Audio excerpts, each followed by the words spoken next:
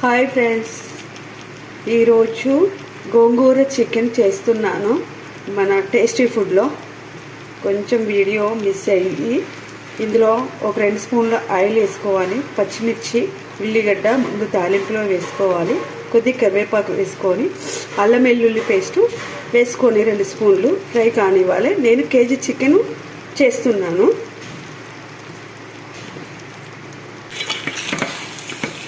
రెండు స్పూన్ల కారం వేసాను. గోంగూర వేస్తున్నాను కాబట్టి గోంగూర పులుపుగా ఉంటుందని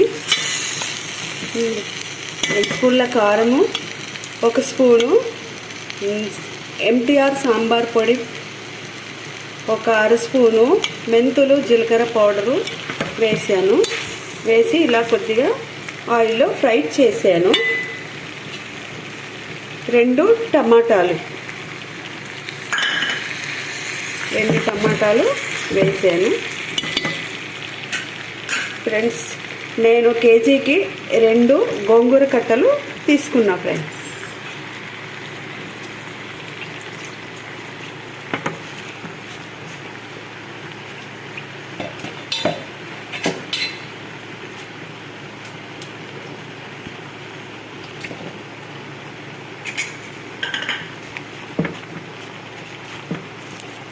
ఇప్పుడు దీన్ని ఒక 5-10 నిమిషాలు కొంచెం సిమ్లో పెట్టుకొని ఫ్రై కానివ్వాలి. ఫ్రెండ్స్,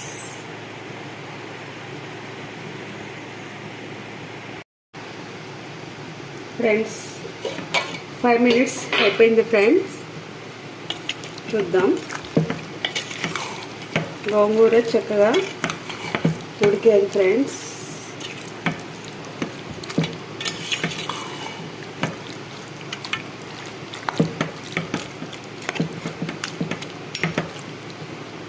గోంగూర ముదిరినది తీసుకోవాలి. ఫ్రెండ్స్,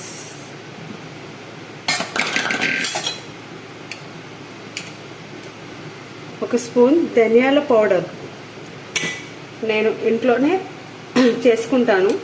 ధనియాల స్పూన్ పౌడరు,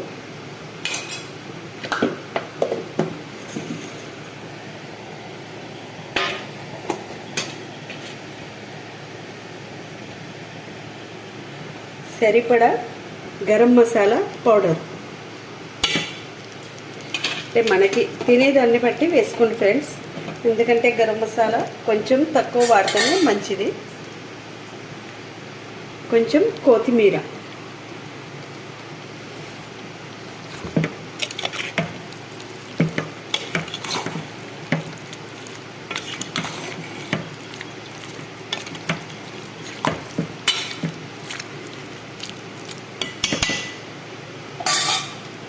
కొంచెం వాటర్, 1 గ్లాస్ వాటర్ తీసుకుంటున్నా. ఫ్రెండ్స్, నేనైతే ఇది కొద్దిగా ఫ్రై కావాలి, దగ్గరికి ఉడకాలి.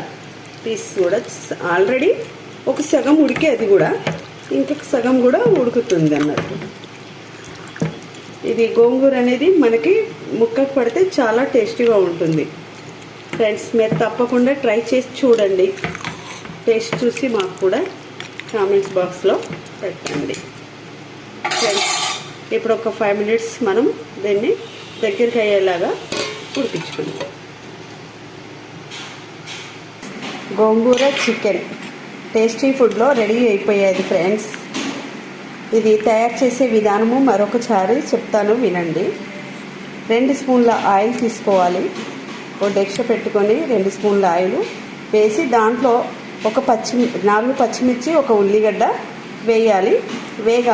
వేగాక అల్లం వెల్లుల్లి పేస్టు 2 స్పూన్లు వేయాలి.